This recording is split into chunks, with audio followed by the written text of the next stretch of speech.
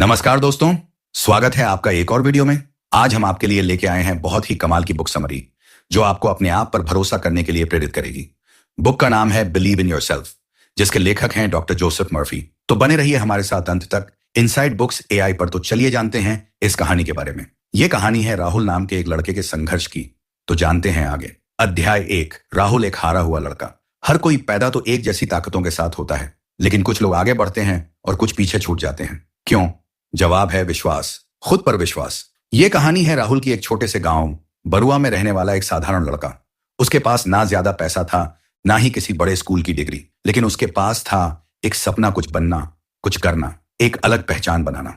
राहुल का सपना था कि वो अपने गांव में पहला ऐसा इंसान बने जो शहर जाकर इंजीनियर बने। लेकिन उसके आसपास के लोग, यहां तक कि उसका परिवार भी यही कहते थे, गांव के बच्चों के बस का नहीं है ये सब, पढ़ लिख के क्या करेगा, खेत ही संभाल ले, बहुत है। राहुल चुप रहता था, लेकिन अंदर ही अंदर टूटता जा रहा था। हर बार जब कोई उससे कहता तू नहीं कर सकता, वो थोड़ा और हार जाता। स्कूल में भी उसके नंबर अच्छे नहीं आते थे, मन पढ़ाई में लगता ही नहीं था। उसका मन बार बार कहता शायद सब ठीक ही कह रहे हैं, मैं वाकई में कुछ नहीं कर सकता। एक दिन राहुल स्कूल से लौट रहा था। रास्ते में एक पुरानी किताब की दुकान पर गया। वो दुकान जो बरसों से बंद पड़ी थी, लेकिन उस दिन खुली थी। दुकानदार एक बूढ़ा बाबा था, लंबी दाढ़ी, शांत चेहरा। उन्होंने राहुल को देखा और कहा, तू ढूंढ रहा है खुद को, ये ले, ये तेरे काम की है। और उन्होंने राहुल को एक किताब थमाई, बिलीव इन योरसेल्फ, जिसके लेखक हैं डॉक्टर जोसेफ मर्फी। अध्याय 2। किताब जो जिंदगी बदल दे। राहुल ने किताब तो ले ली, लेकिन सोचा ये कोई जादू की किताब तो नहीं जो मेरी जिंदगी बदल देगी। शाम को अकेले बैठकर राहुल ने किताब के पहले पन्ने पढ़े और जैसे कुछ बदलने लगा। पहले पन्ने पर लिखा था, अगर तुम खुद पर विश्वास नहीं करोगे तो दुनिया भी नहीं करेगी।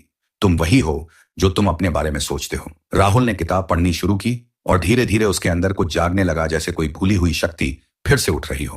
किताब ने उसे समझाया कि हमारा अवचेतन मन, सबकॉन्शियस माइंड, हमारी सोच से बनता है। हम जो खुद के बारे में सोचते हैं वही हमारी सच्चाई बनती है। और सबसे बड़ा हथियार है आत्मविश्वास। अगर मैं खुद को हारा मानता रहूंगा तो मैं कभी जीत नहीं सकता, राहुल ने मन में दोहराया। उस रात पहली बार राहुल ने खुद से कहा, मैं कर सकता हूं, मैं इंजीनियर बन सकता हूं।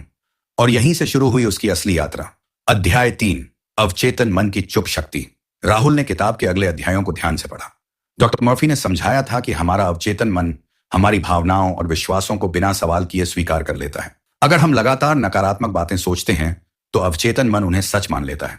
राहुल ने सोचना शुरू किया, अगर मैं खुद से रोज कहूं कि मैं फेल हो जाऊंगा तो शायद वाकई मैं फेल हो जाऊं। लेकिन अगर मैं खुद को सफल होते देखूं बार बार, मन में, दिल से, तो क्या सच में मैं सफल हो जाऊंगा? उसने किताब के कहे अनुसार एक प्रयोग शुरू किया। रोज सुबह उठकर और रात को सोने से पहले वो खुद से कहता, मैं आत्मविश्वासी हूं, मैं सीख सकता हूं, मेरी मेहनत रंग लाएगी, मैं सफल होऊंगा। शुरुआत में उसे अजीब लगा, लेकिन उसने हार नहीं मानी। धीरे धीरे उसका मूड बदलने लगा, उसके विचार पॉजिटिव होने लगे और उसी के साथ उसकी पढ़ाई में भी रुचि आने लगी। अध्याय 4। विश्वास के बीज। अब राहुल ने किताब को सिर्फ पढ़ना नहीं, उसे जीना शुरू कर दिया। उसने एक कॉपी ली और हर दिन उस पर लिखा, आज का मेरा एक कदम मुझे मेरे सपने के पास ले जा रहा है। किताब ने बताया था कि विश्वास एक बीज की तरह होता है।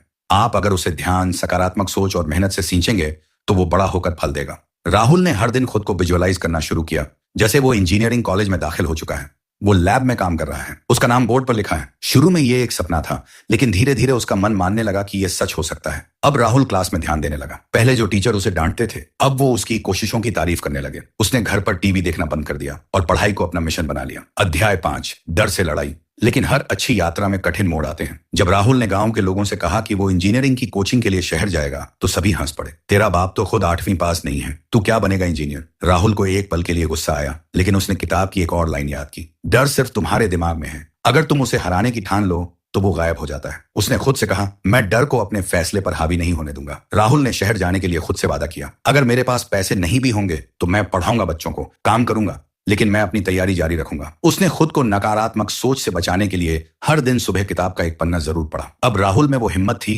जो पहले नहीं थी। एक दिन बिना किसी को बताए वो अपने गांव से निकल गया, एक बैग, कुछ किताबें और अंदर भरा अटूट विश्वास लेकर। अध्याय 6। संघर्ष की शुरुआत। शहर में आकर राहुल को एहसास हुआ कि सपने देखना आसान है, लेकिन उन्हें पूरा करना बहुत कठिन। उसे एक चाय की दुकान में सहायक की नौकरी मिली, दिन में 8 घंटे काम और फिर रात में कोचिंग की तैयारी। पर उसने हार नहीं मानी। रात को जब सब सोते राहुल पढ़ता था। दिन में वह जो कुछ कमाता उसी में किताबें, और खाने का खर्च निकालता। कभी कभी भूखा भी सोना पड़ता, लेकिन उसके विश्वास में कमी नहीं आई। हर रात वह खुद से कहता, मैं एक दिन सफल होऊंगा। यह संघर्ष अस्थायी है। मेरी मेहनत मुझे उस जगह ले जाएगी जहां मैं जाना चाहता हूं। अध्याय 7। परीक्षा की घड़ी। 3 महीने बीत चुके थे। अब इंजीनियरिंग एंट्रेंस परीक्षा सिर पर थी। राहुल के पास पैसे नहीं थे फॉर्म भरने के। उसने 2 दिन बिना खाए काम किया और अपनी टिप से फॉर्म भरा। परीक्षा के दिन राहुल ने वही कपड़े पहने जो उसके पास थे, लेकिन उसके अंदर था आत्मविश्वास। उसने अपने अवचेतन मन को हफ्तों से तैयार किया था। परीक्षा देकर जब वो निकला तो उसे संतोष था। उसने खुद से कहा, मैंने अपना 100% दिया है। अब ब्रह्मांड मुझे वो देगा